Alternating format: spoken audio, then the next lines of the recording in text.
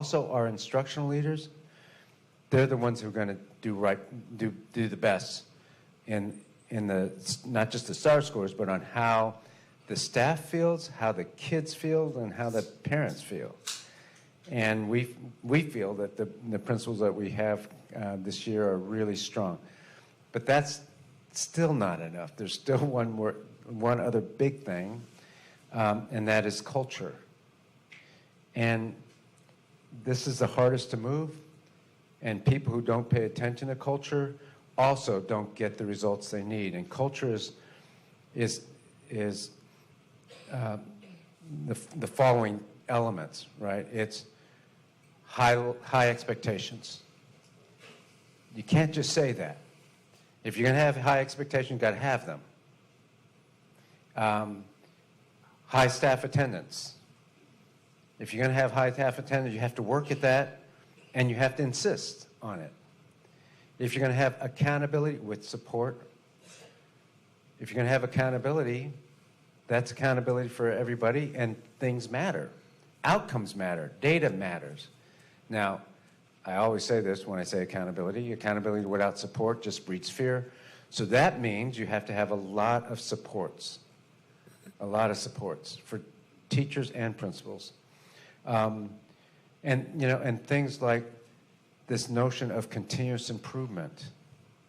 We don't, we got A and B schools. We have F schools that are now a B. And so let me tie this to your last question, and that's so how are we going to keep that going, right? So here's I'm sorry, I'm taking too long. Let me be a little bit long, but not too long on the answer to this question. We have schools that went from we have 20 schools that went from an F to a B. We have a handful of schools that went from an F to an A. And obviously we had lots of schools that went from a C to a B or D to a B. How are we going to keep that performance going? Here's the answer. Part of the growth in the STAR, part of the growth in accountability came from just basic blocking and tackling.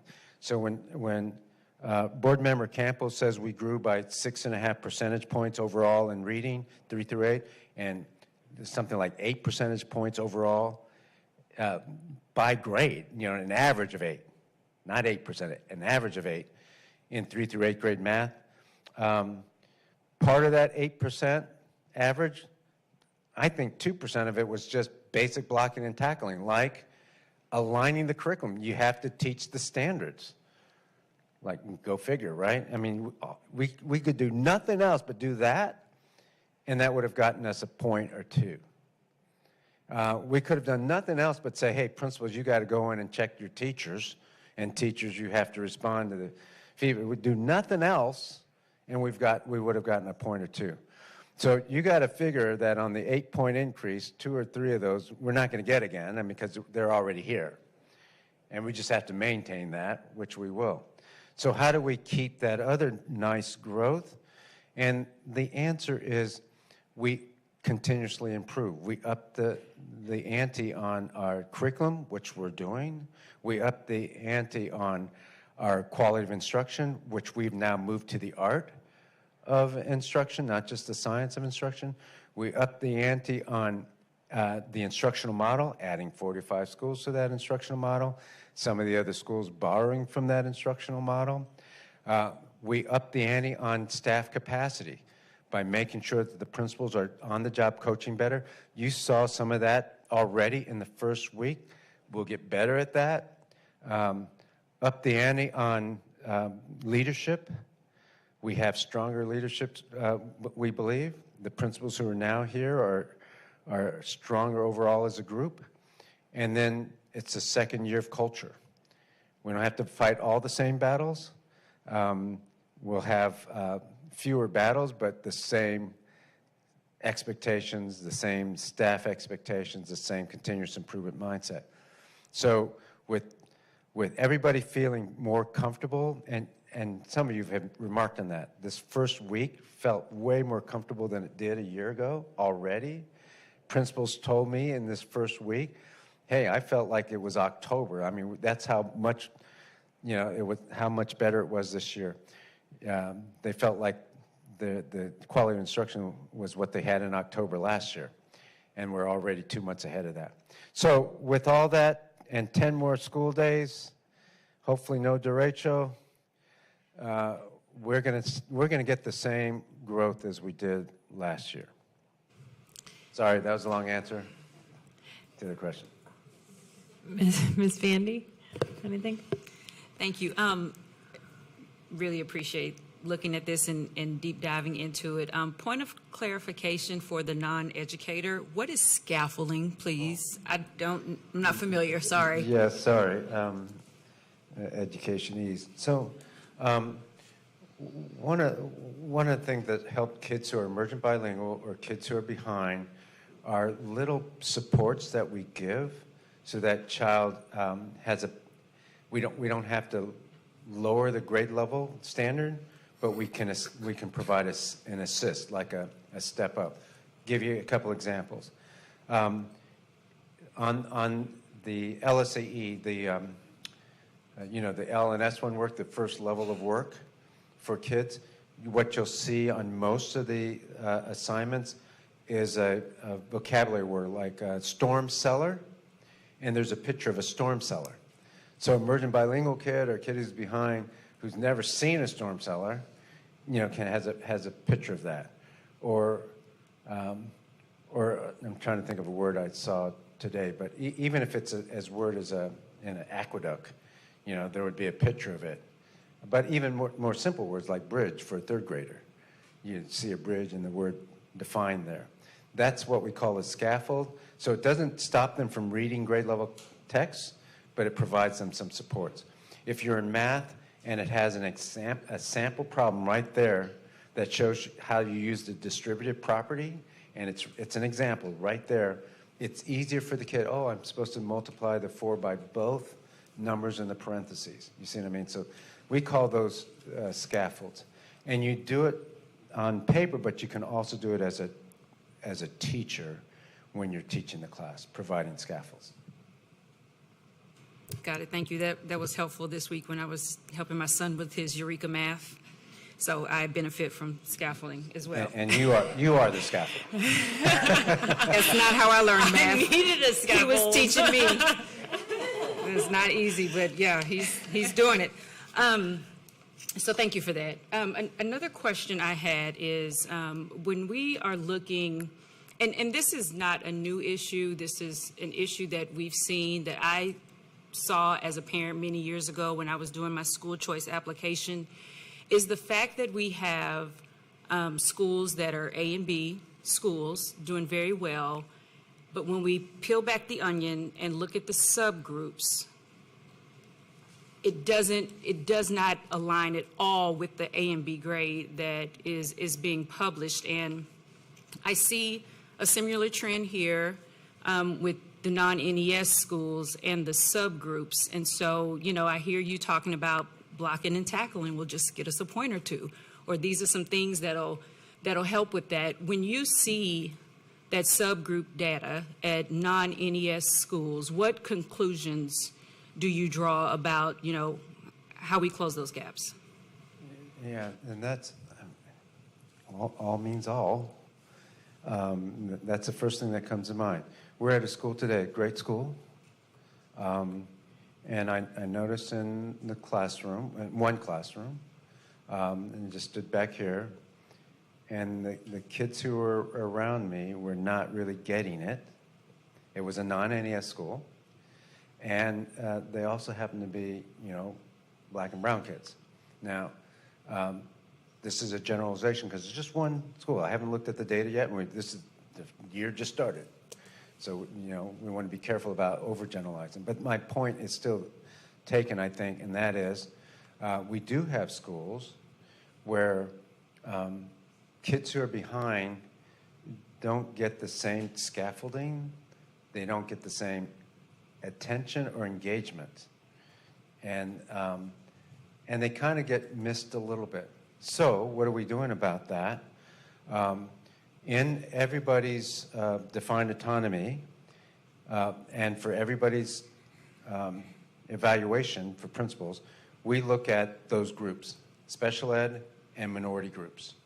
and we look at there's a big enough gap, right? Now, to be fair, principals are looking at that too, not just the district. They're looking at their own gaps and seeing what they can do about it. But we're going to be insistent if the gap is too large that they, in their action plan, they have to have some action to address it, and we are providing metrics to show how that gap is being closed. So it's not going to be fluff like, well, we did this, this, and this process-wide. What is the outcome for those subgroups? So we don't want to break defined autonomy. I mean, we want to have defined autonomy. We want A and B schools to have a certain degree of autonomy. But because of these subpopulations that we're still responsible for, and the board, rightly so, is also focused on, then we need to also provide the data for each school. This is your gap. What are you doing about it? Here are some metrics that we expect to see.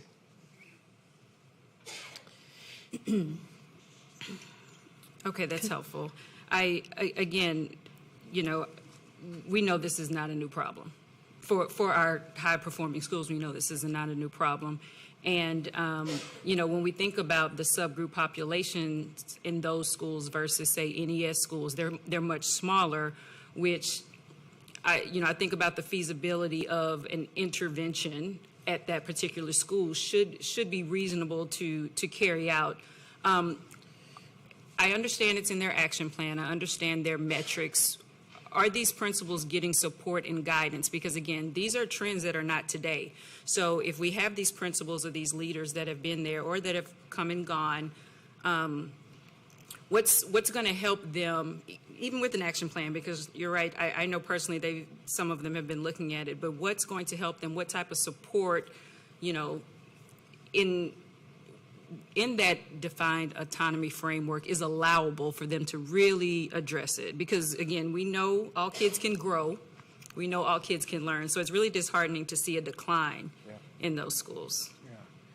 So it is a fine line, I gotta say, because we want people to be able to run the A and B schools, you know, for the most part the way they want. Instruction, I've already said, across the board we've got to increase. So to answer your specific questions, the executive directors, the special ed directors will provide support to the principals. I'll give you an example. Today, the same school I'm talking about, I provided some feedback to the principal. Hopefully he'll take it up. Executive directors will follow through to say, here's how you can help those kids. And there was a couple of specific examples I gave. And the EDs do the same thing to help that group of kids in that classroom. And so if that happens often and frequently, and the principal's receptive, and this principal was, and I suspect the ED and he will work out to work it out to where that is an improvement for that teacher and others. I think that's the sort of support we want to provide. Not so much directive, like you will do this, but here's what makes sense instructionally for these kids. Yeah, thank you for that. I appreciate that, and I think that's going to be very beneficial in those spaces. And I just want to lift up again, if we're seeing this persist as it has for decades, and things aren't working, I mean, we know you, Super. You'll make sure it gets fixed. So thank you. Yeah, well, yeah, you lose autonomy after a while if kids aren't being served, right? I mean.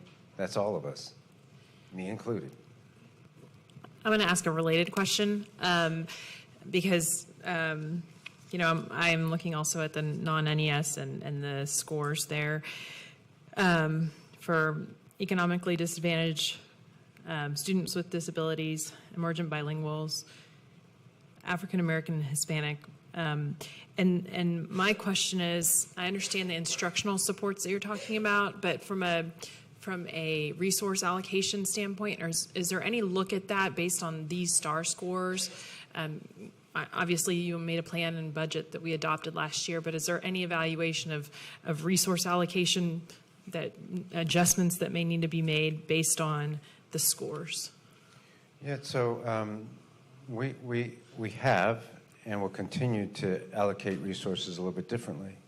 not just system-wide. So, I mean, not just with the NES system or the orbit. For example, the NES schools have slightly smaller class sizes. NES schools have more time in their schedule, which means they probably have more teachers because of literacy and reading intervention portions of their period. We have science of reading teachers in those schools. All of that costs money and resources, and that has been a complaint from some schools or some parties in the community that says, hey, the per pupil funding for NES is higher than the non-NES, and that's a fact. Because there's teacher apprentices, there's learning coaches, and there's these curricular resources. So we are doing that. We'll continue to monitor that. And we've been able to do that without robbing Peter, right, to pay Paul. That difference in per pupil operating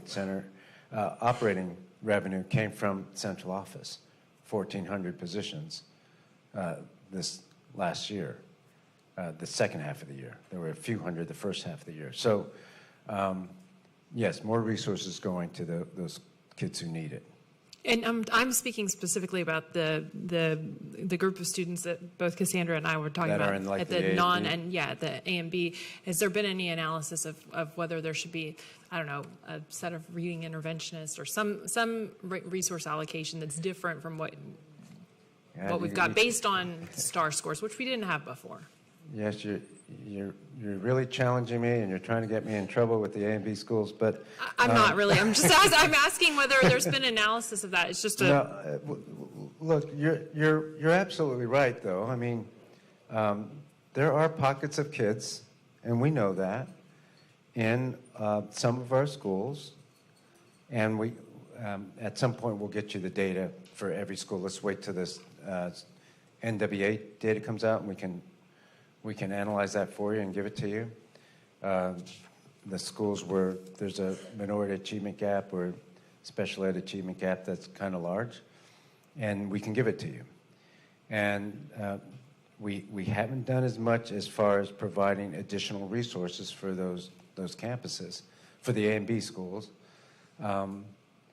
because we're trying to be careful of, running their program. And so they're charged with eliminating gaps, putting in their action plan, putting a metric tied to it, and then doing something about it. And they have to use resources that they have in the schools to do that, which means they have to prioritize. And, prioritization means that you may not be able to have this staff position, I won't name any, for fear of just being, getting people angry. You may not be able to have the staff position. Let's just say testing coordinator. You have testing coordinator, maybe an AP has to do that work in order to put additional resources into the black and brown kids that are behind. But that's a choice people make in those schools. Yes, ma'am. So that is a different skill in terms of business and management and resource allocation that most principals don't naturally develop if you come up in traditional pathways. When we talk, and you are responsible for the entire district, and yes, we're going to just keep asking for more, but when we talk about resources, it may not mean, we may not be asking resources, meaning, are you going to come in and give things? But like, literally, is there space to analyze if these principals really do have enough budget to change that achievement gap and maintain a great school? Like, is there space to deal with the realities of that tough thing that we're talking about? That's a fair question, and here's the answer that most people will not like.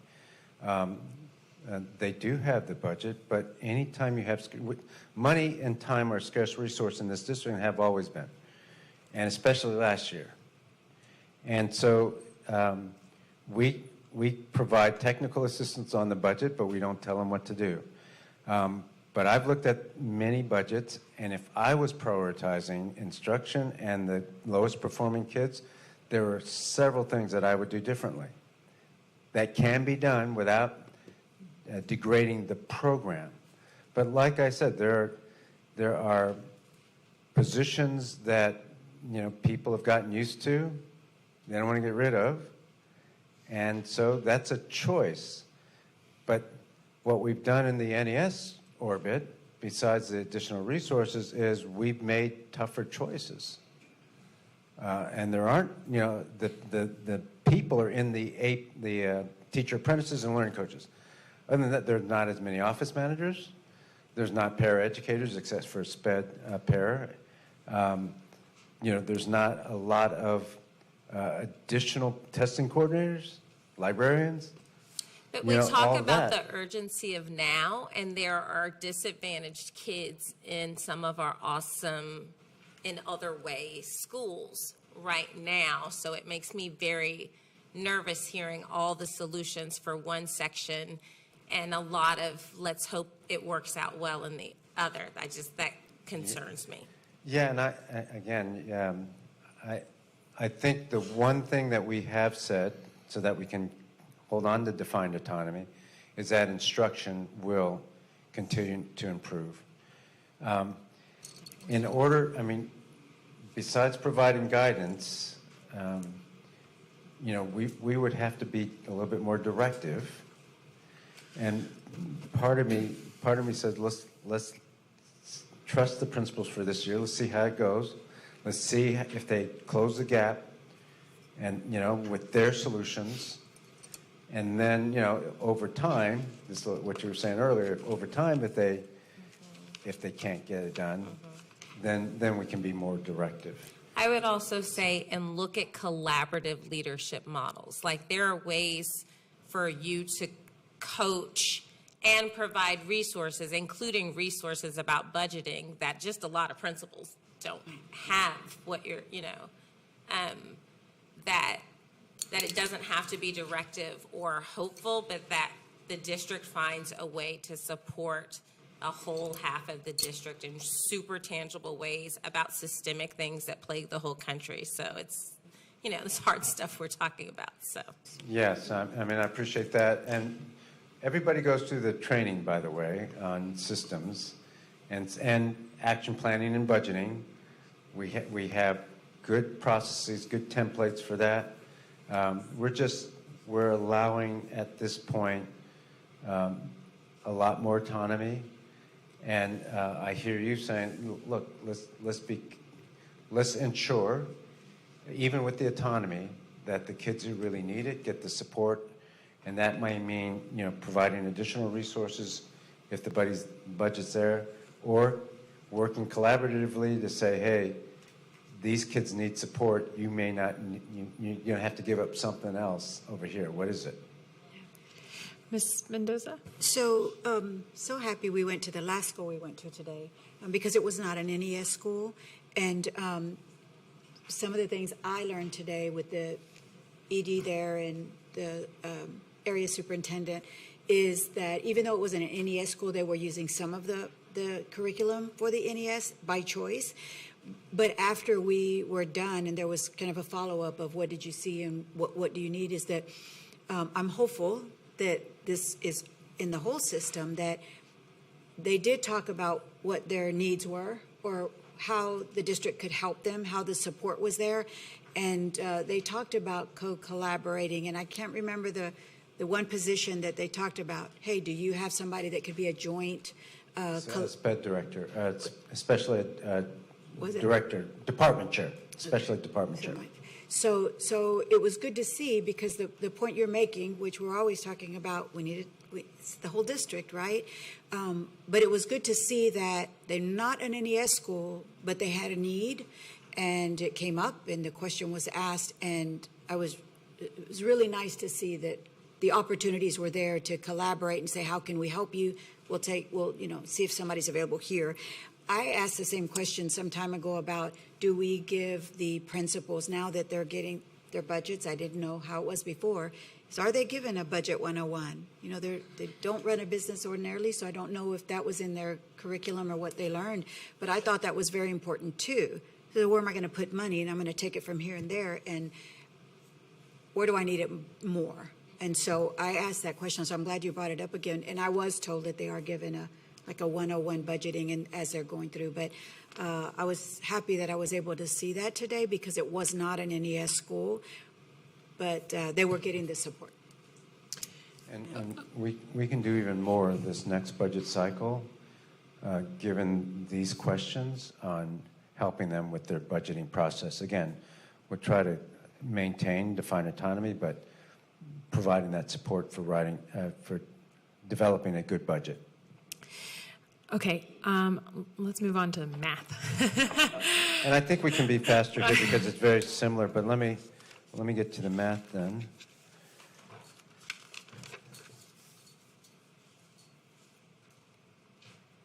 So this is math, and the board knows that we hit our goal, and overall in math we went up by a point.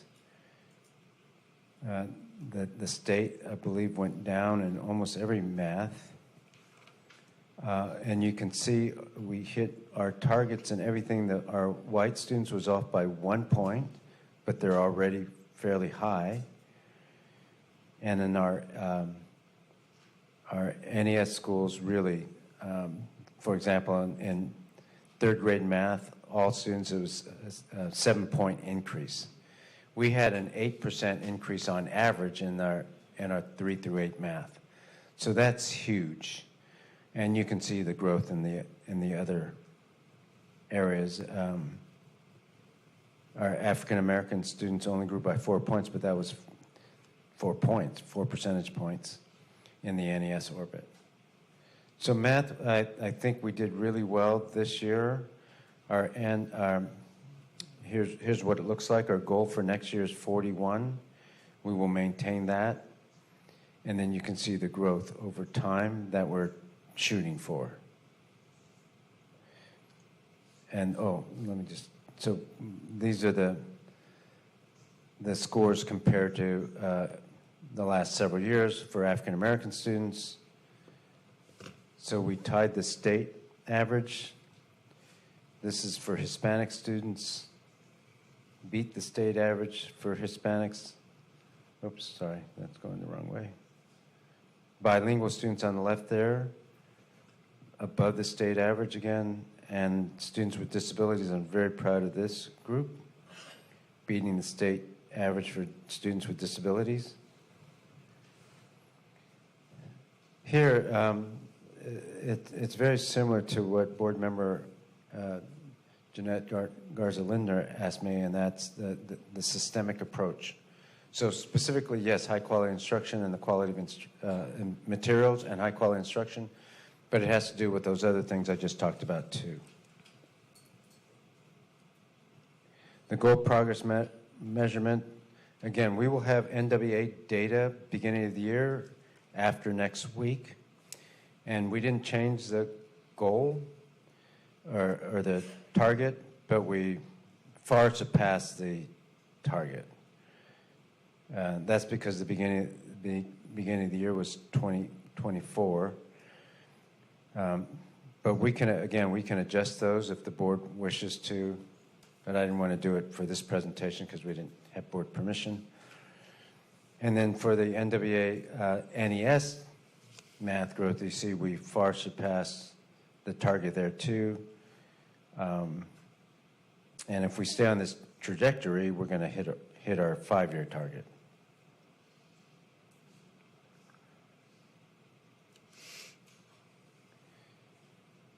So questions around the math?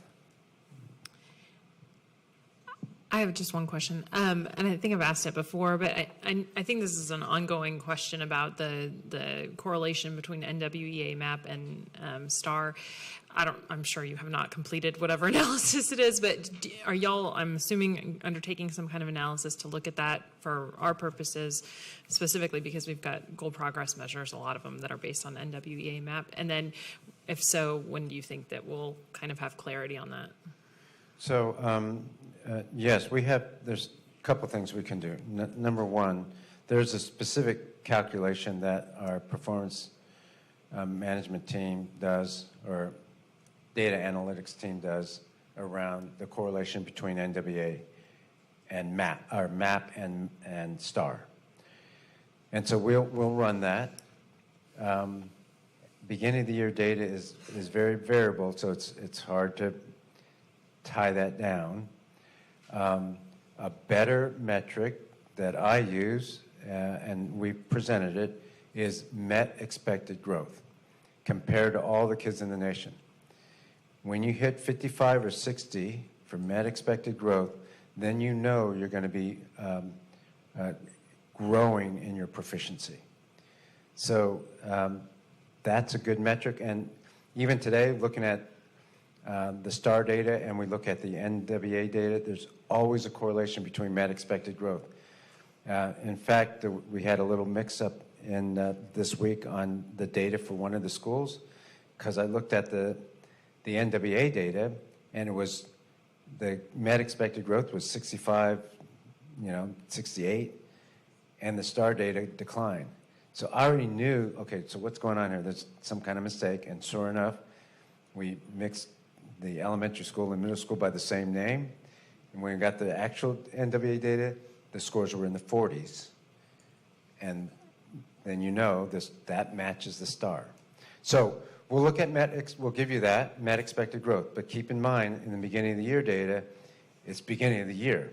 So you don't have much to go on. We will compare beginning of the year to end of year, but you won't have much to go on until you hit mid-year. Thank you.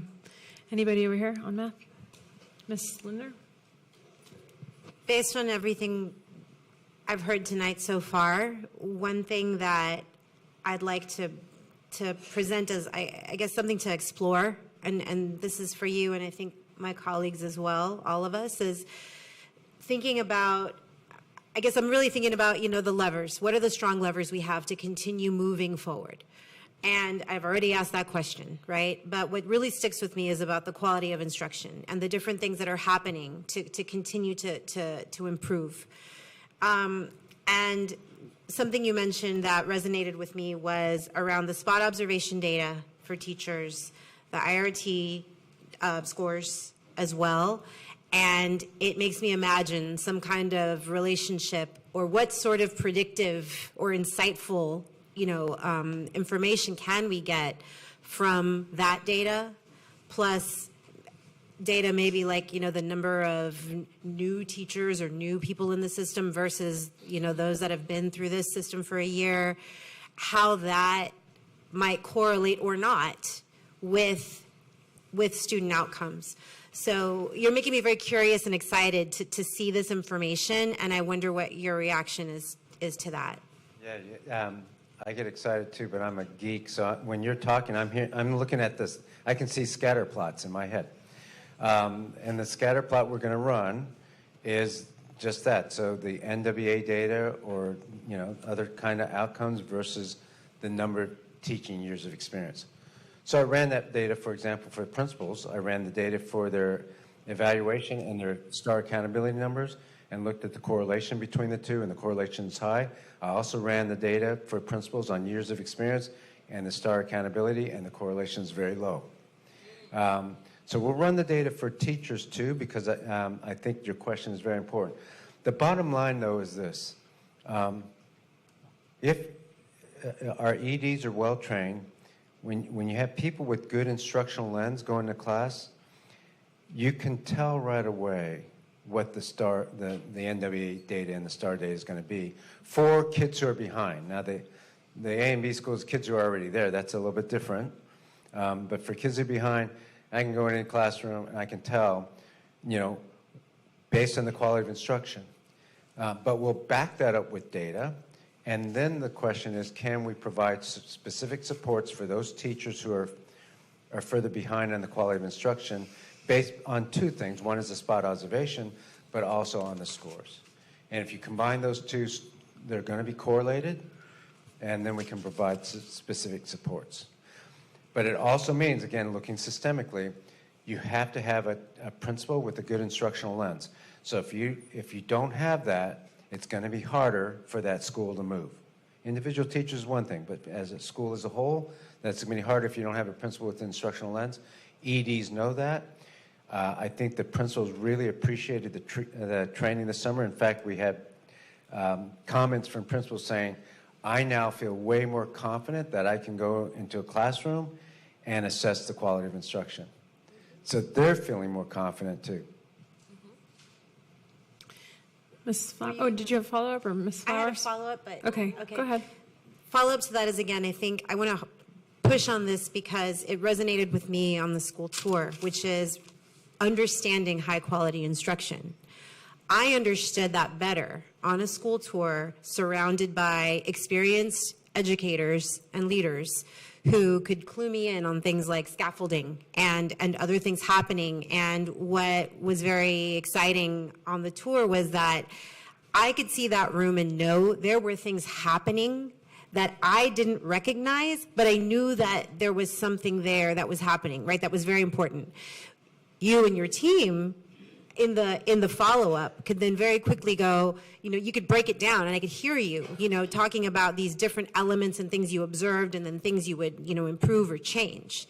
But most of us are laymen, and we're going to talk a lot about the importance of high-quality instruction this year. If that's the biggest lever we have for student growth and improvement.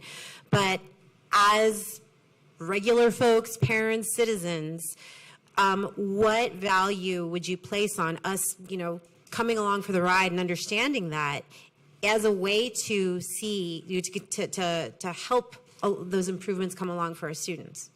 Yeah, I always think it's valuable when board members go into schools, especially if you're tagging along with somebody who has an instructional lens and can guide you through what's going on. Because there's two big important things. One thing, it's important to know that this is not magic, right? This is tough work. No wonder there are teachers who, in some cases are stressed out because it's an art. And no wonder not everybody can teach. It's okay. I mean, that doesn't make them bad people, doesn't make, them, incompetent and generally. It just means that some of these really key science and art things of teaching is not for everybody. So that's one thing. The other thing, it's important to see as we go along, and we've started, my fault that I didn't do more of this last year, but we started to talk about what quality instruction means to the board, but also to a broader audience, so that they can see where we're headed. What's the big deal with this LSAE curriculum? What's the big deal with scaffolding? Why are you talking about that? Who cares? Well, it is a big deal, and here's why. And you can see it real time in the classroom. That's the thing. And if you go with somebody who kind of has that instructional lens, then you will understand more than at a layman's point of view what high-quality instruction is. Ms. Flowers? Yes, so I appreciate the discussion and thinking about data analysis. It made me think about something I want to ask. So the research says, the studies say that the school leader, if they're an instructional leader, it's the biggest lever on student achievement. The research says it all the time. You say it all the time. You say it's because it's research. You are not making this up. So with that, I'm rereading Malcolm Gladwell's Outliers. Have you looked at any outlier schools that are killing it for no good reason? Meaning you don't know why, but they're outliers. If you haven't, please can someone go look?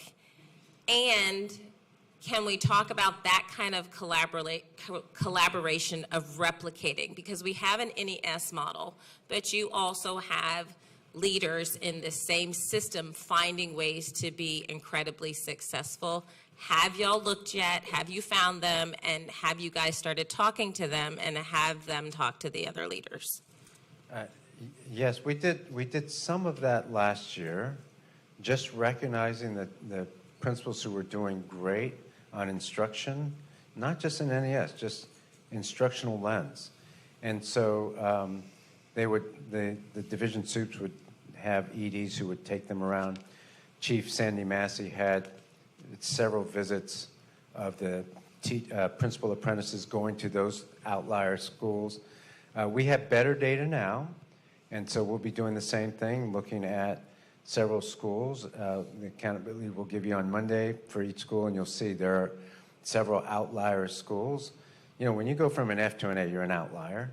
But there's also, having said that, there's also some principals who may not be an outlier on the STAR NWA, but they're an outlier on the 6 things I'm talking about, pulling it together. And so we're now having discussions about, hey, we've got some principals who didn't go from an F to an A. They only went from an F to a C. My God, you know, that they just did good, you know, but no champagne. They're all that, but no bag of chips. But they also did some phenomenal things given the hand they were given the pushback or other cultural bad habits or just low capacity or such a, like a low F, 50, right, which is the lowest you can get, right? And just those sorts of things, or turnover, or any number of things. And they held it together and got only, you know, an F to a C. So, yes, is the answer. We're looking at those sorts of things, too, so that they can be a proof point or example. And specifically, I'm steering you towards non-NES because I'm saying I get y'all have a handle on that group. We're asking how can the leaders in the other group work together on these things. Yeah, and not talking about the A's to the F's, but talking about those inside groups of populations that they figured out how to raise those numbers, but that they're working together on that. Can I just mention, you know, not just one example, I got to brag about Pin Oak, for example. That is a principal who's an outlier on so many different things. It's non-NES, a school that's doing well, but it's not just doing well on academics. There are so many other things.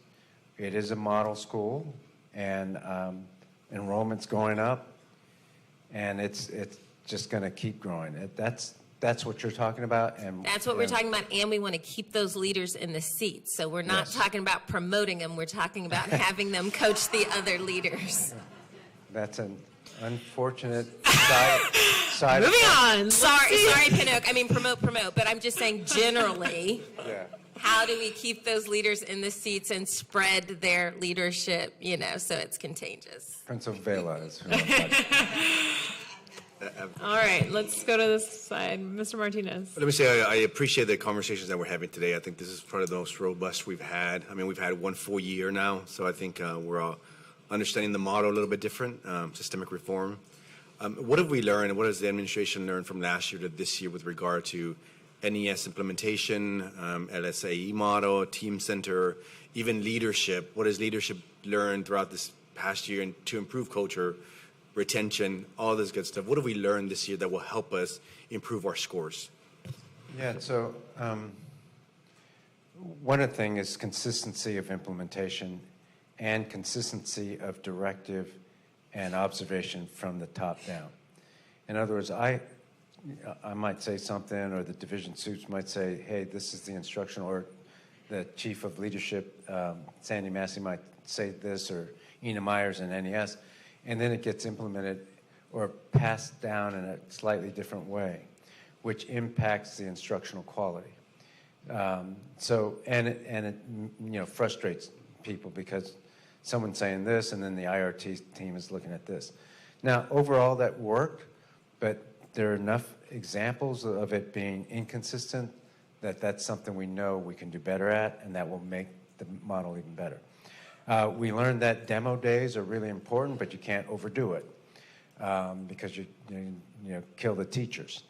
Demo days are when they have to demonstrate to their colleagues, and usually it happens on Thursday at PLC which runs from 4:15 to 5:15, the hour after school. And so one of those, maybe two, is what I've been telling people. But I got asked this week from a principal, can we do 3? And I go, that's kind of overkill, guys. You're going to kill your teachers. So that's what I'm talking about. Somebody who thinks, well, demo day is good, but let's just drive it every day or every other day, and that's too much. So demo days work, though. The other thing is really the principals appreciate being taught good instructional strategies and being instructional experts. They feel way more confident going into the classroom. They don't go overzealous because of it. They're looking at the right things. So our investment in the principals last year, this summer, is good, but also means that over the next month, we're going to really have to focus on the new principals to bring them up to speed with the others. So those are the sorts of things that I think is going to keep it going. I think the other thing we learned is that the curriculum does work and the teachers do like it. So making sure that curriculum is stronger, scaffolded, but much more differentiated, much easier for teachers to apply. That's going to be huge for everybody. I mean, yes, in the NES orbit, but so many other teachers are going to be using it. Even if they pick and choose, they're still going to be using it. Anybody else over here?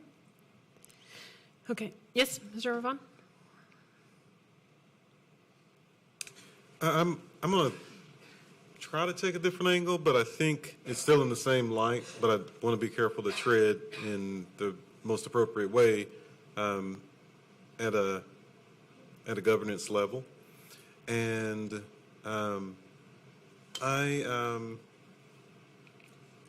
think about what I've learned this past year, and I'm looking at the math scores, and I think about calibrating sort of what that NWEA is telling us and helping us to grow.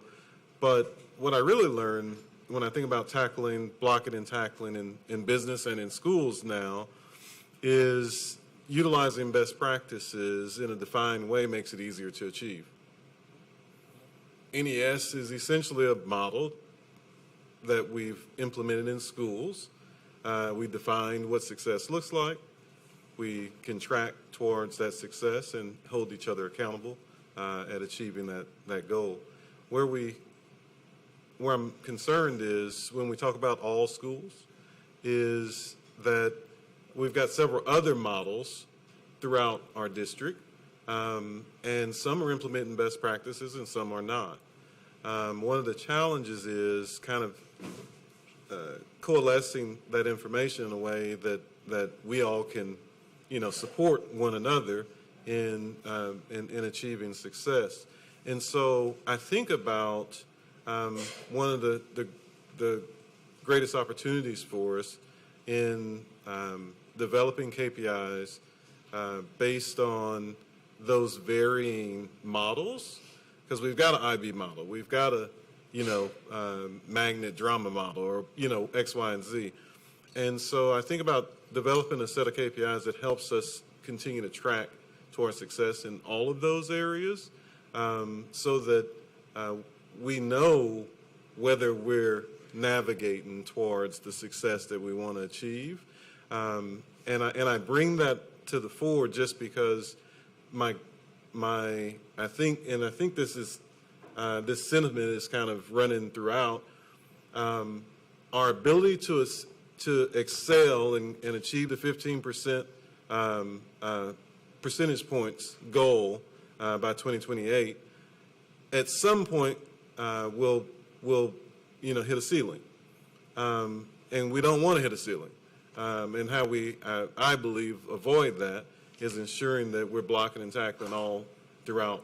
And one of the ways we can do that is begin to think about how we track success in all of those, whether it's taking those action plans and extrapolating things that we can work towards and know that all of our schools are on target, and be able to visually hold those leaders accountable through you, so that what is measured is achieved. And so we want to help you with that by bringing more light to those things that are successful and where we're navigating away from, by having a set of KPIs that really gets us to all navigate in the same direction. Yeah, I think that's really good thinking from my perspective. I think that makes a lot of sense. How we get there is going to be, we have to finesse a little bit, but we can start with the action plan. So the overall metric, of course, for now is STAR and NWA. And everybody, even the A and B schools, have that KPI, right? But what you're saying also is really important, because if the models are different and it's one of 6 things that we're looking at, maybe we can set some KPIs for each model. That's kind of essentially what you're saying. So in IB school, here's some metrics in your action plan that would make it better for the kids in the IB program, especially the underserved kids or the kids who are behind. Montessori, here's some KPIs. Again, right now we still have STAR, we have NWA. So let me give that a little bit more thought, because maybe in the action plans, as we grow, I think you're right. If we don't, here's what I also hear you saying: if we don't capture some of that even in the A and B schools and all schools, if we don't grow that certain portion of kids who are behind, we are going to hit a ceiling. And so, let's start with the support we have this year, and maybe move to some KPIs for the following year. But I take the point, and it's a really important one. Okay, Mr. Campo or Ms. Arnold? And if not, we will move on. Thank you, Superintendent. That was very robust. Thank you, board members. A good, lot of questions. Uh-oh, my computer went black. I think we have to hit my computer. Okay. Do I have a motion to accept the board monitoring update, presentation of goals 1 and 2? I have a motion by Ms. Bandy and a second by Ms. Flowers. Any discussion? Seeing none, let's vote.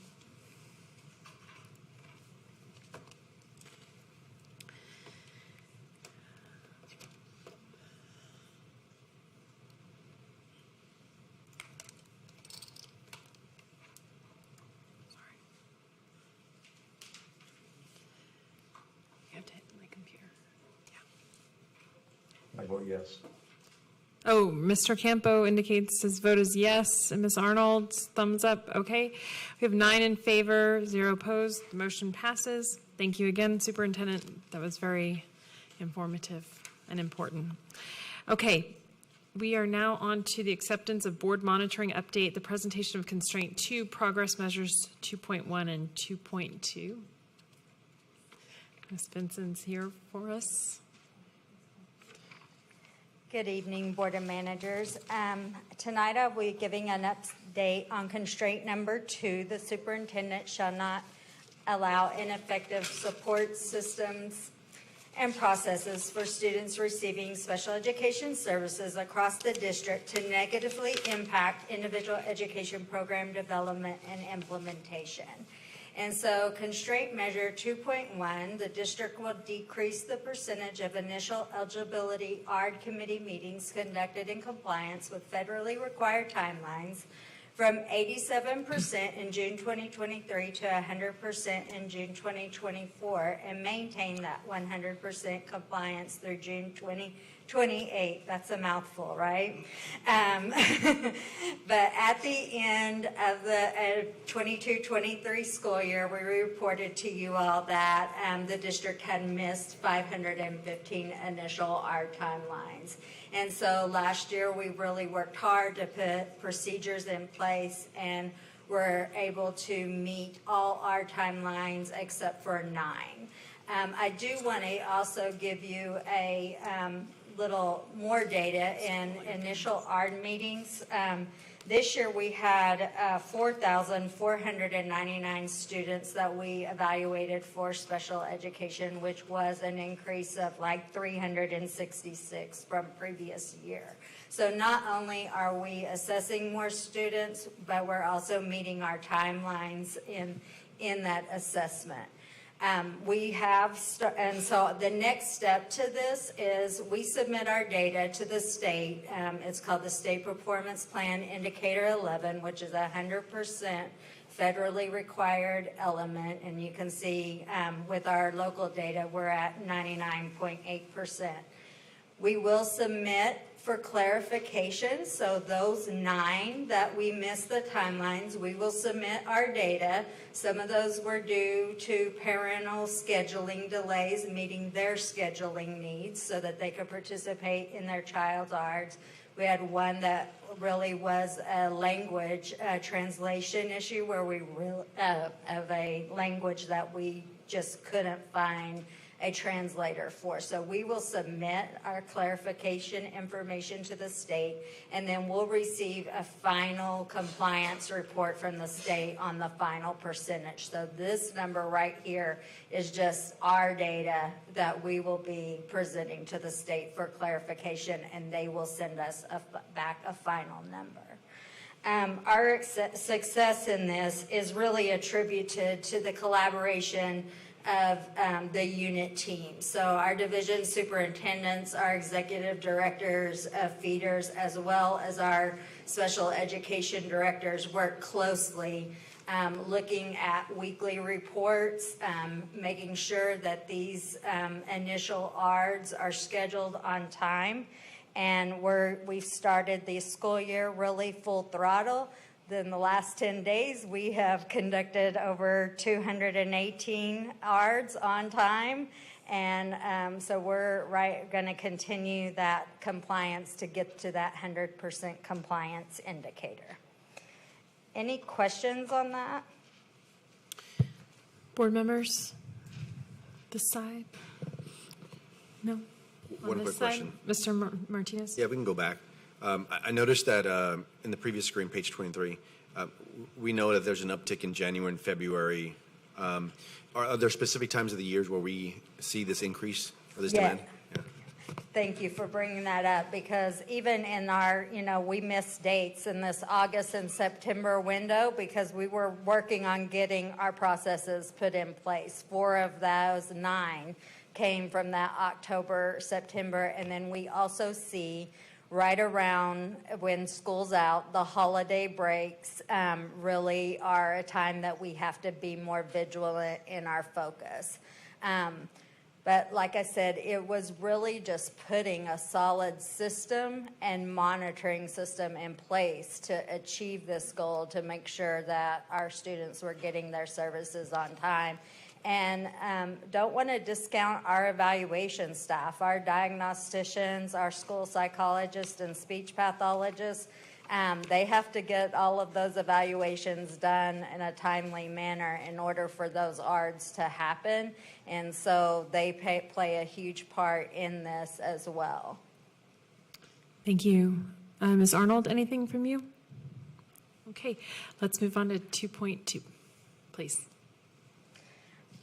The constraint measure 2.2 discussed the percentage of IEPs reviewed by an independent team from the special education department for compliance and delivery of services.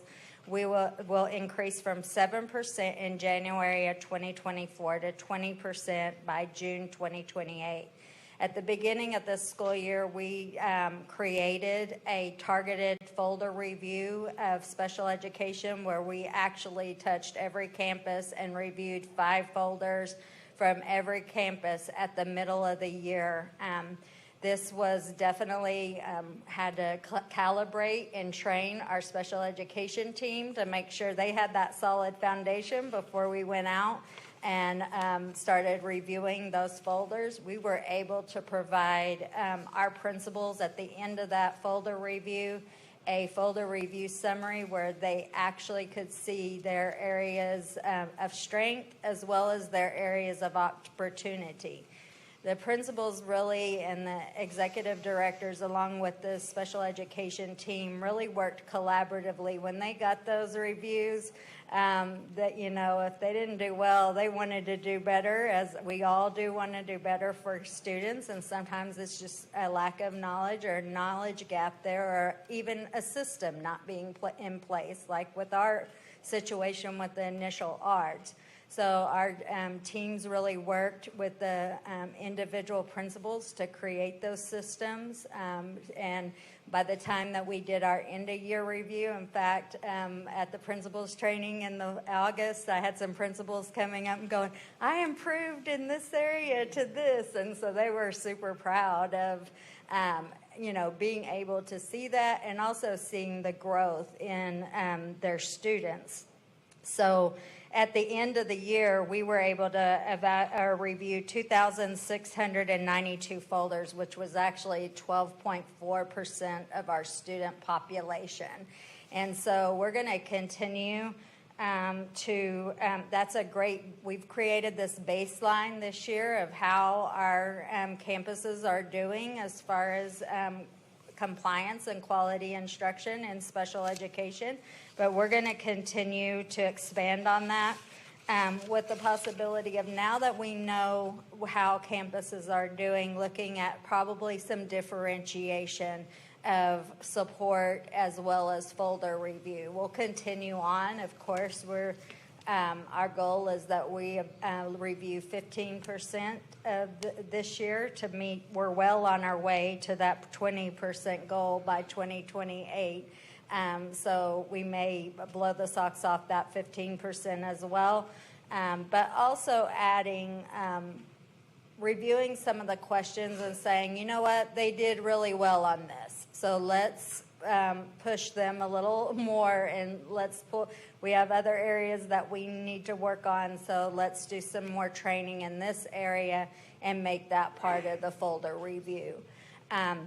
We did take the data that we received from those folder reviews, and we created training for our principals as well as our teachers back to school. So all principals went through training the last few weeks on their role in the ARD committee, as well as what does the implementation of the IEP look like in the classroom. That's where we're seeing probably the biggest disconnect, is what is on the paperwork, how do we see that in the classroom. So really spent some time with the principals doing some activities on what that would look like, how can I monitor that.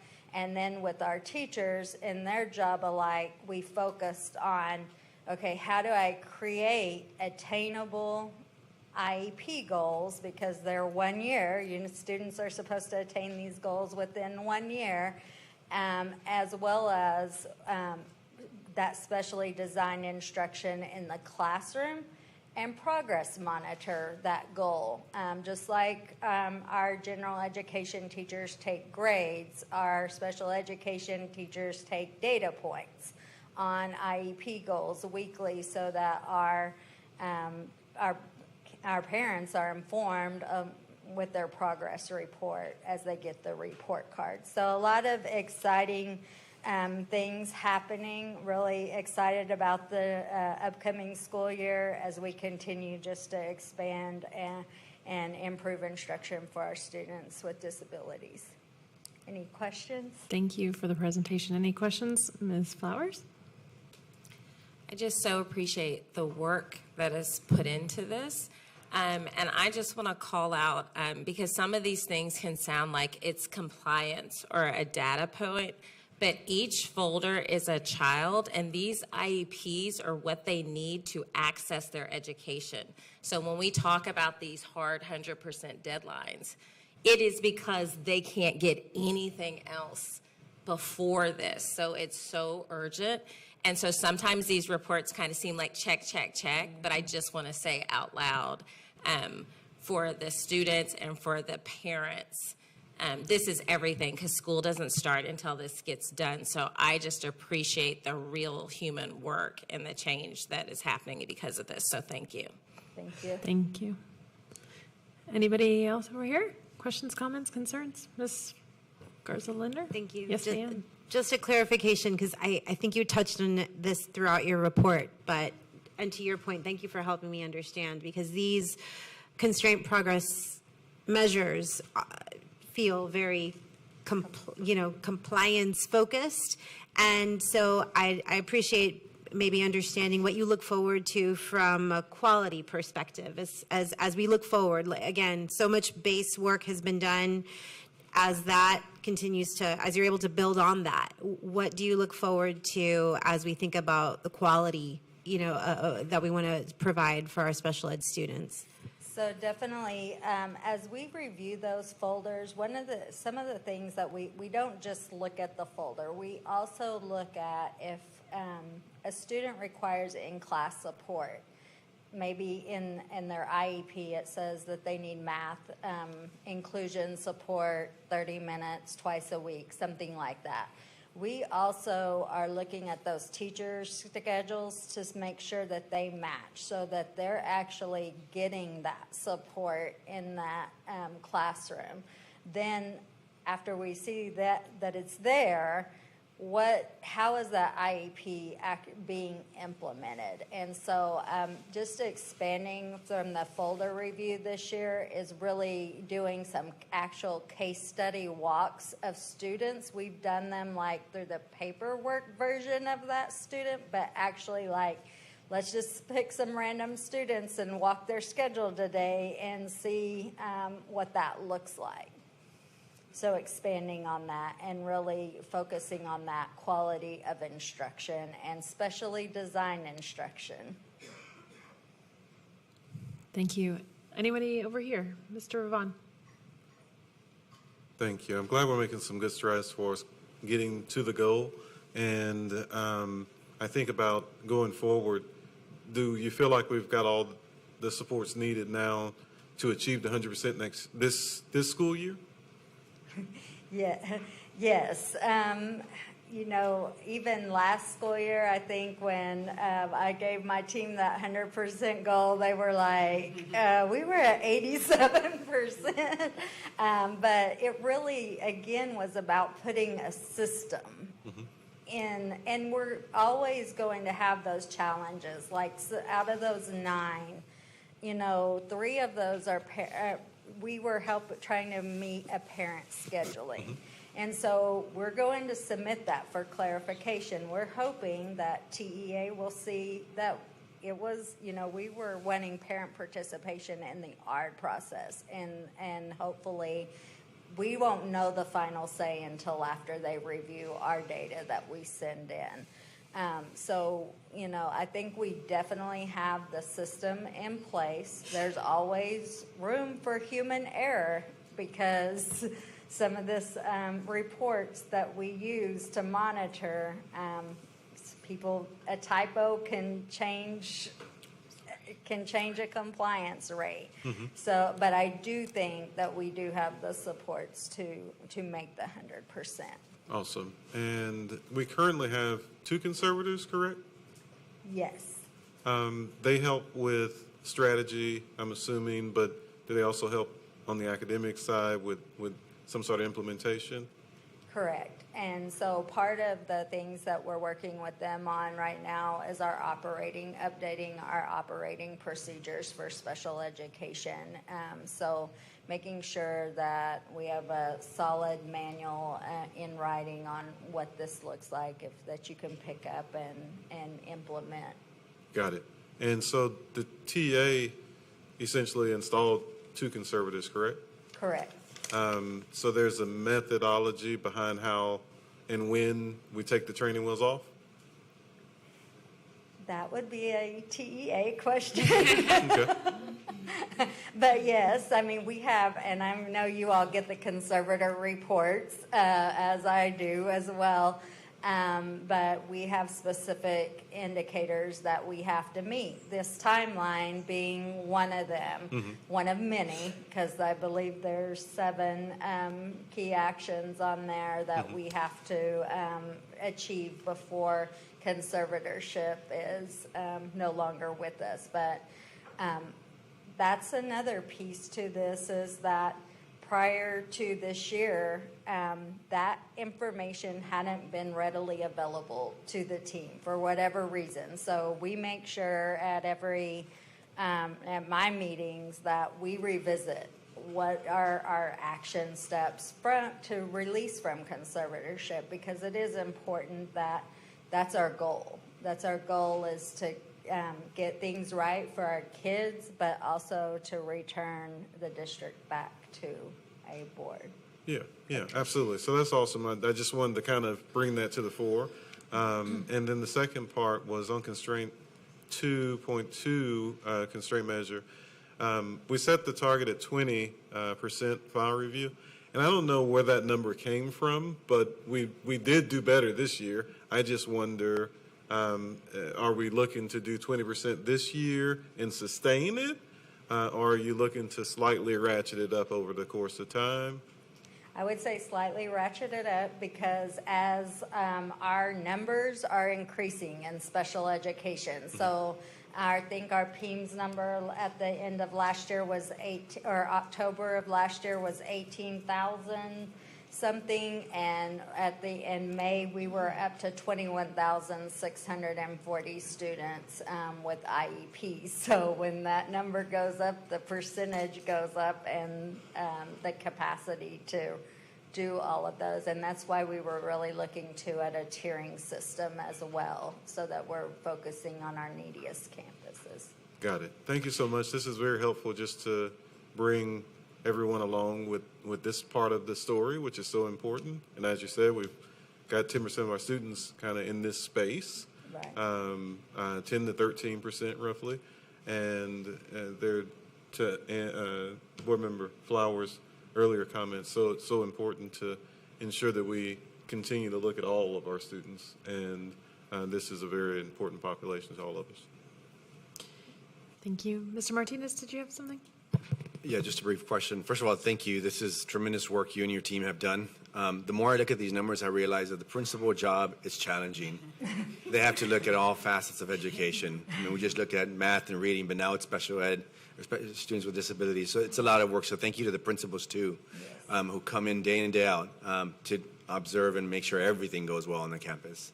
I know that the metric here is the percent of IEPs that are reviewed. I think what might be beneficial for me is to look at that 12.4%, how many of them were compliant and how many of them were not. I think that might be useful. Can you just give us a ballpark figure of those 12.4% of those that were reviewed, how many of them were compliant? So I can give you like areas that we definitely are doing well in, as well as areas of opportunity. And so the areas that we're really doing well in are our timelines, making sure that we have the right people in our ARD committees. The areas where we're again just need that extra support is that implementation of taking that IEP and how do I monitor that in the classroom? What does that look like in the classroom? And so those are our areas that we're really focusing on this year, which will lead to better instructional quality. And just to follow up, how do you all measure like delivery of services that is actually happening? Like, how do you measure that? So we look at the students' schedule of services in the ARD. So based on what the ARD committee decided. So exactly what I said before, like 30 minutes twice a week in class support for math. Maybe a student needs that. And so we're looking to make sure that that teacher schedule matches that, because you don't want to overserve either, but you cannot underserve our students. And then we're looking at their logs, as well as the teacher who serves that students, their progress monitoring. And then as principals are doing their spot observations and we're looking at our classrooms, we're looking to see, do they have the accommodations, the behavior intervention plans, whatever that our committee decide, and do we see those things being implemented within that classroom? So those are the things that we're looking for. Okay. I'm not going to ask unless someone gives me a, nope, we're good? Okay. Very good. Thank you very much. Very informative, very helpful. Much appreciated to you and your staff. Okay, so is there a, well, first, let's get to the right screen, guys.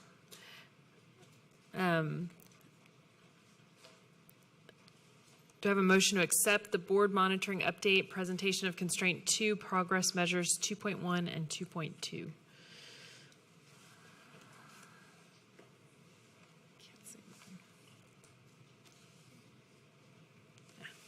I've got a motion by Mr. Ravon and a second by Ms. Lindner with no discussion? No? Okay, let's vote.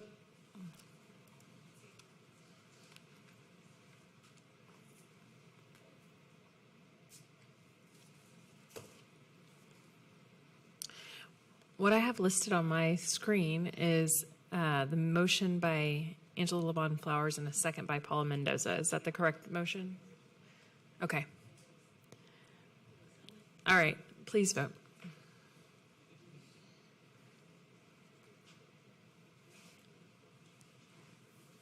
I vote yes. Thank you. Ms. Arnold, yes? Okay, thank you. 9 in favor, 0 opposed. Next, we will consider action items on the agenda.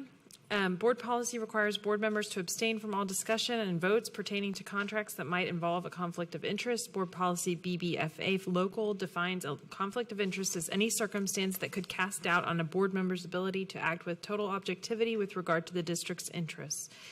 We will now discuss item 7, review of the board's quarterly self-evaluations, which has been pulled from the consent agenda. The exit criteria from the TEA stipulates that our board must achieve meets focus status for 7 of the 9 competencies that comprise the Lone Star governance framework. Our board coach has synthesized the results of our quarterly self-evaluation for tonight's discussion, and everyone has received a copy of that attachment, and it's been updated in the agenda packet. Can I have a motion to accept this item, and we'll have a discussion about it briefly, assuming we have a motion to accept. A motion to accept from Ms. Mendoza and a second from Ms. Lindner. Is there any question or discussion? If not, I will quickly go through the evaluation so we can have a brief discussion. Okay. Hold on, I'm going to put it up on the screen.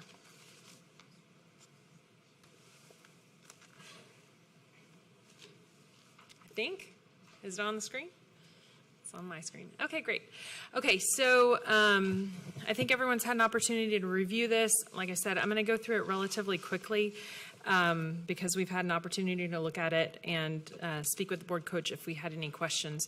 But as we go through it, stop me and we can talk about different aspects of our self-evaluation. Okay, so let's start with Vision and Goals 1, Student Outcome Goals Meets Focus. And I'm sorry, let me get myself to...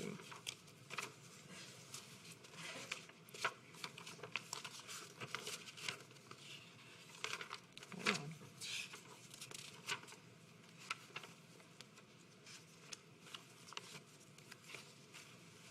Where's mine? Sorry, guys. Oh, here it is. Okay. Okay. On this one, we have scored a 12 out of 15, which is a meets focus on this particular metric.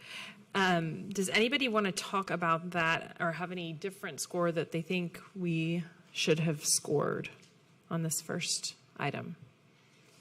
No? Okay, I'm going to move down then. Vision and Goals 2, Goal Progress Measures meets focus. On this one, likewise, we were at 12 of 15 points.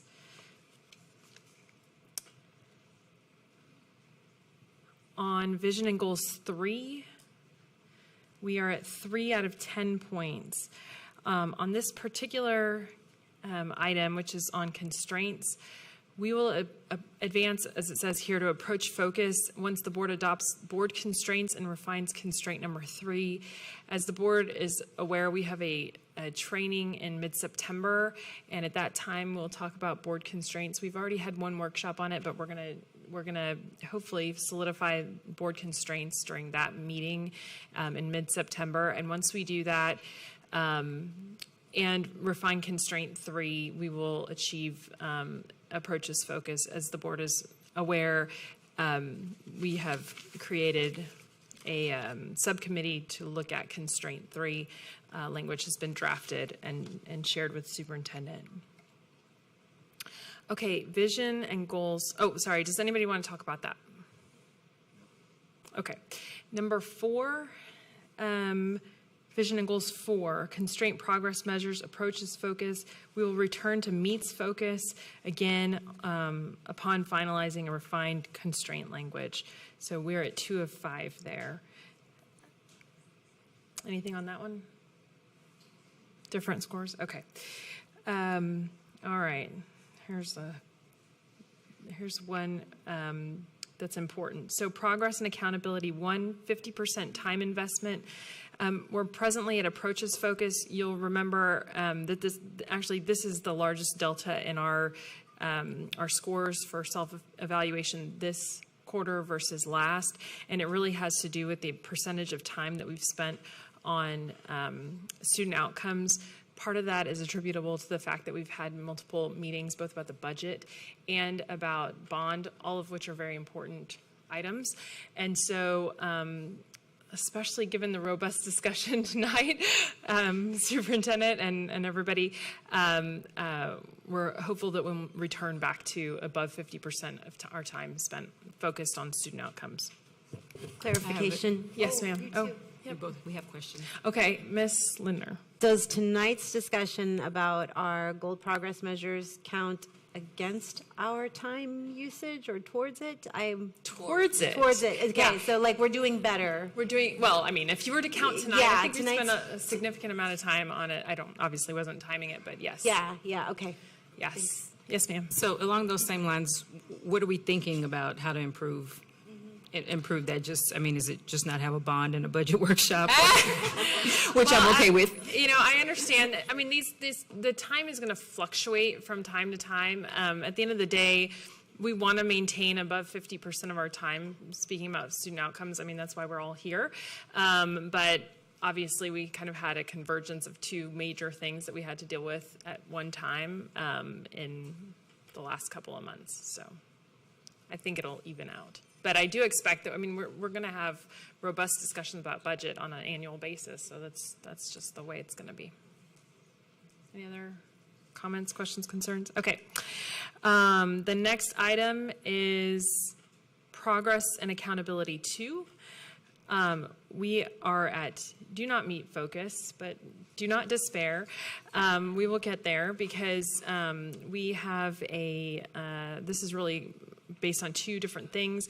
One is that we have to do a self-evaluation no more than 45 days prior to the most recent superintendent's evaluation. We have not yet done a superintendent's evaluation. When that happens in October, that particular metric will be met. And also, we are working on getting an average cost of staff time spent on governance using a staff use tracker, so that will also can be met and should be met. And so this particular metric can and should achieve meets focus in the next quarter.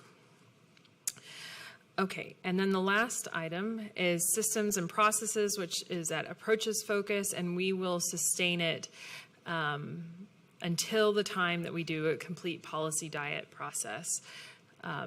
So that is just an item that needs to be undertaken, which we're anticipating will happen or at least start before the end of this year.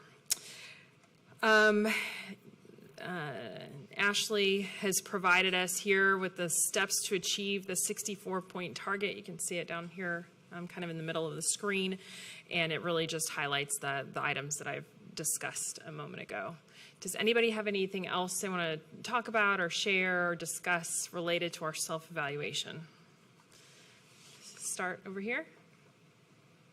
Nothing? Good. Oh, Ms. Linder. Gonna mess up our time use. I appreciate walking through this again to kind of bring us all back to what we're supposed to be focusing on in these meetings. And so the structure and the data and the references, I appreciate a lot. Yeah, I think Ms. Paz did a really nice job of providing us some additional detail in this format. So I think it's been good, at least for me, to be able to look at it and see where we can improve and areas where we continue to grow. Anybody over here? No? Okay. Anybody on the Zoom?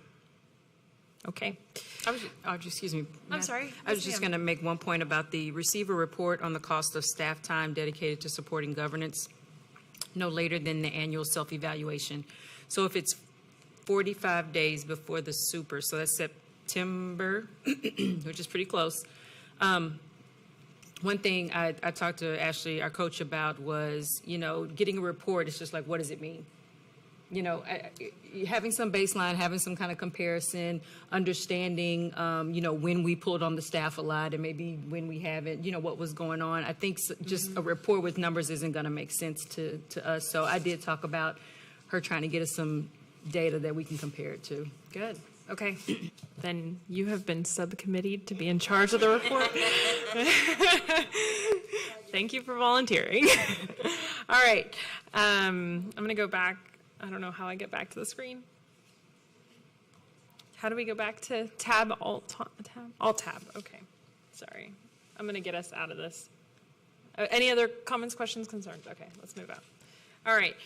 And I have a motion to accept the board's quarterly self-evaluation, or is there a motion?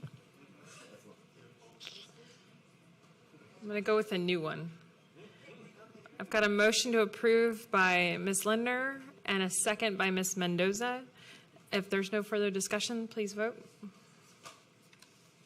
I vote yes. Thank you. I also vote yes. Thank you. Oh, I have to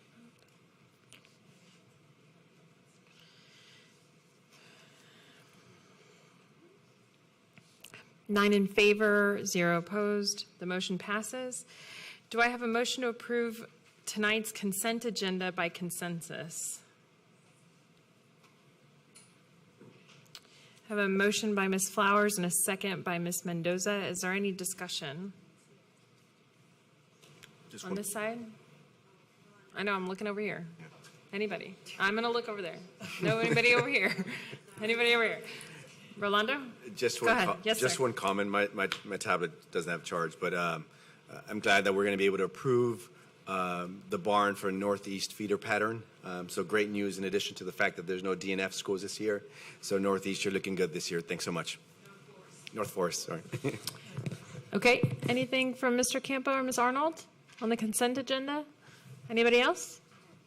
Okay. All right. Then please vote. I vote yes. Thank you. I also vote yes. Thank you.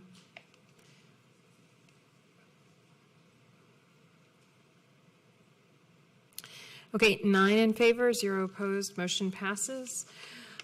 All right. Our last item, does anybody, before we get there, do we need a break or we're good? Good? Keep going? Everybody? Okay. All right. Sir, the floor is yours. You're going to do a defined autonomy presentation for us? Okay. We're dwindling. Reading the room. We have done the pre-read. We're good. We do have a closed session. Okay.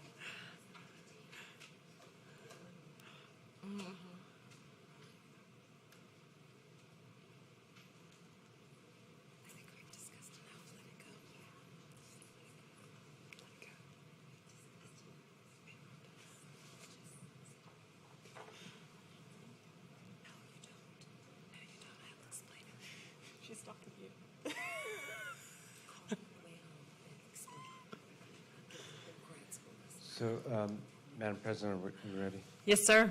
Madam President, members of the board, staff, remaining community members. I'll try to be fast because we've actually touched on this quite a bit tonight already, and it's not the first time we've talked about this. But defined autonomy, when we started a year ago, we were going to introduce and start to think about it this coming year. As a result of some of the angst of whether NES would impact other schools, I decided to move it forward a little bit in timeline. Because the problem we were trying to solve is this right here. How to allow for flexibility and innovation at high-performing campuses, because we have a number of them. I think we have about 85 at the time, or 80 A and B schools. Now we have 120 or so. But at the time, how do we allow them to have flexibility and innovation, not impact their programming, and still move a lot of other schools in a rigorous way to get out of DNF status? That was the challenge. And obviously, even the discussion tonight, you see how nuanced that can be. And so we decided to put it in writing. And the first thing to note is that we are still one district. We may have some differences in capacity and instruction and achievement in different parts, but we are one district, and as the board has pointed out tonight, we have kids who are struggling in every campus, or almost every campus. And so we still need to have things that cut across all schools. And these are the things that cut across all schools, as you see. And the thing to point out is that focus on instruction. Obviously, the school calendar, of course, district-wide assessments like NWA and STAR, compliance things, of course, SPED compliance issues, yes, and instruction. This briefly, not this year, prior to this year, are the magnet schools, SUS schools, school-wide program schools, school within a school, and non-magnet. So you can see that we couldn't build a defined autonomy program based just on their magnet status, because we had a lot of magnet schools with D and F ratings. So you couldn't say, well, just because you're magnet, you get this level of autonomy. Mm-hmm. So we decided to do it on the A through F rating, which is the best proxy for accountability and achievement, at least at this time. So we come up with four levels of autonomy. The SUS schools are the only group that's separate from everybody else because they have no zone kids. And as you can see here, the SUS schools don't have any DNF campuses. Mm-hmm. Everybody else is level 3, level 2, or level 1. Level 1 is NES. Level 3 is your A and B campuses, and level 2 are C and any D-rated campuses that are not NES. We have a handful. We have no F campuses that are not NES.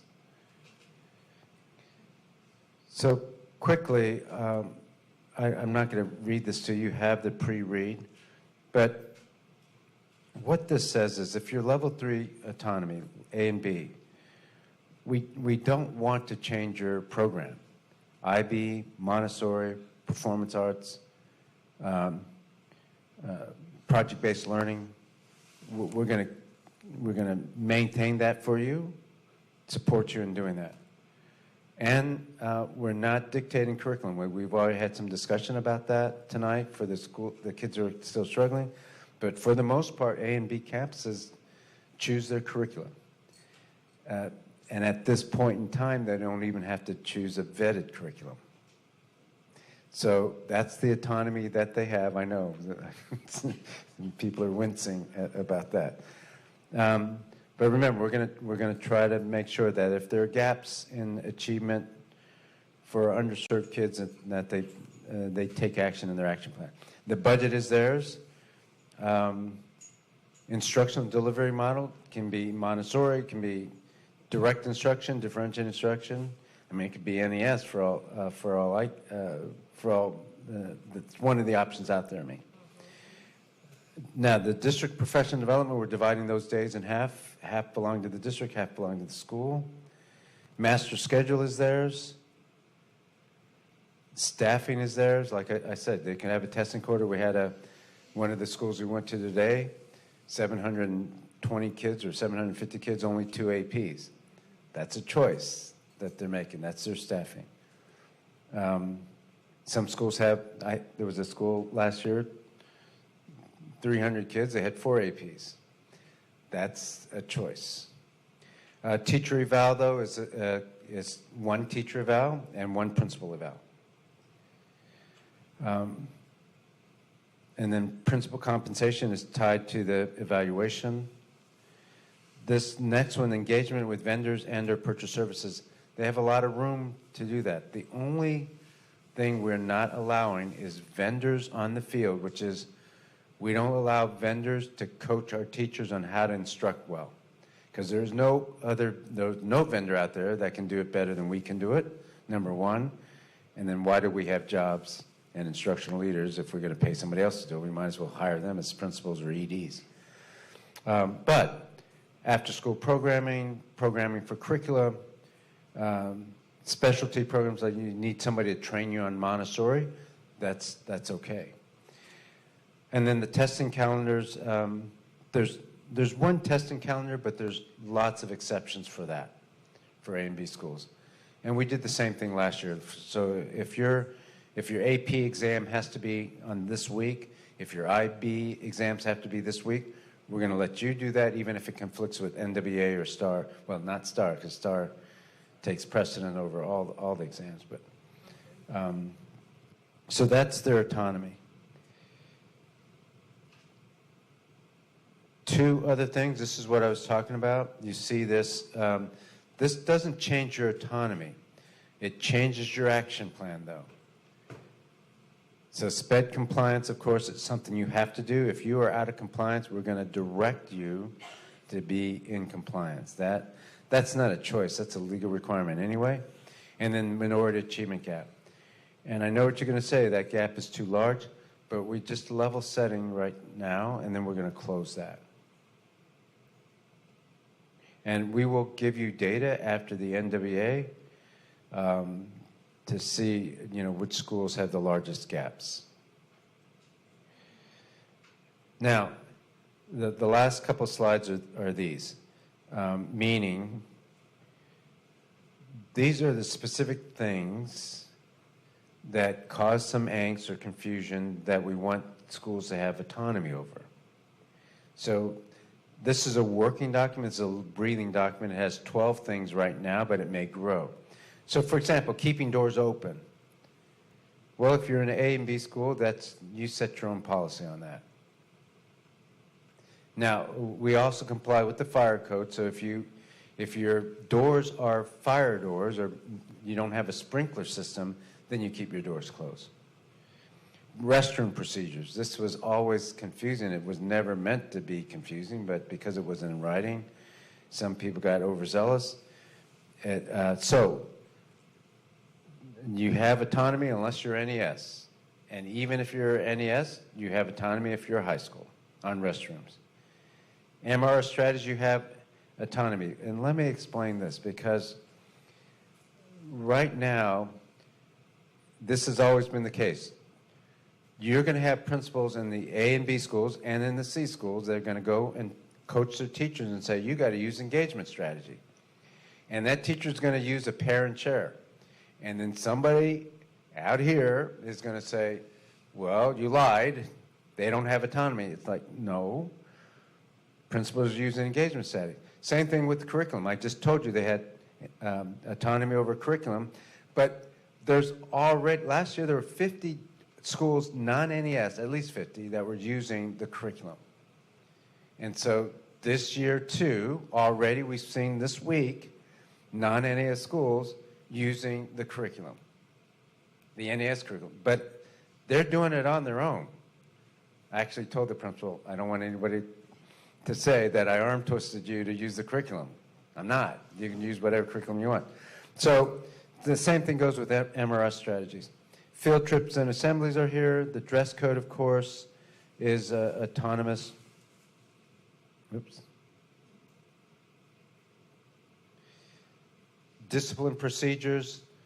The NES orbit has certain discipline procedures, but high schools and all other schools can have their own discipline, whether it's positive behavior support, which some schools use, restorative justice, some schools use, that's okay, whatever you have. Library use and procedures, that's autonomous for all schools except NES. Almost every NES school, by the way, has a library with books. In fact, I think in all 10 schools I was in this week, I think they all had a library with books, nice libraries. They don't have librarians, that's true, in the NES orbit. Any other school could have a librarian. That's a choice in their staffing. So it's interesting to me that if we don't, why don't we have 136 non-NES librarians? We don't, because it's a choice that people are making. Use of cell phones is a district-wide policy, meaning there is no autonomy there. Holiday celebrations, we'll have limited autonomy for all schools, but we'll put some guidance out. Like, there can be celebrations, but Halloween, we're not, it's still an instructional day. You can celebrate maybe the last 30 minutes of school or something. Extended school day hours. There was some confusion around this. Only NES have a longer day. They open at 6:30 and they close an hour after the end of the instructional day. The other schools can do they have their own start and end time, or the start and end time because of us. But if your school's supposed to open up at 8, you can open up your doors at 7:50 if that's what you want to do. In the NES orbit, you have to open the doors at 6:30. And then finally, early release during finals. This was a point of contention, and we're going to keep it this way. So there's no autonomy there. However, schools can change their schedule to allow for kids to be in the library or study hall or things like that. And then finally, class size and leveling. We're going to put out guidance for the CA or level 2 and level 3 schools and 4, but they can level the way they want. Leveling is where you move kids together. If there's too small, you don't get the enrollment, so you combine classes. And if you want to have a class of 30, that's up to you. We recommend no more than 28 in a class once we level. Right now, if you go to schools, there's small classes, there's large classes, and people are already balancing those classes, and some are waiting for the dust to settle. We were in school today with 30 kids in the 6th grade classroom. But they're waiting to see how many more kids they get, and then they'll add a teacher. So it's a little bit mixed right now. Leveling will happen in another week or 2 weeks. All right, that's it. Questions about defined autonomy? Angie, I've got a question. No, I understand. You're good? Okay. Can I ask a question about the day and extended day options for NES schools? Can you just clarify, are they able to provide extended day? Like, I know my kid's been in extended day since kindergarten. Do they have that option to provide that? And is that decided by the principal? So as far as in forcing kids to come? No, not forcing. So an available option for after-school care that's beyond the 1 hour after school. Yes, they can do that. Okay. If they want. Yeah.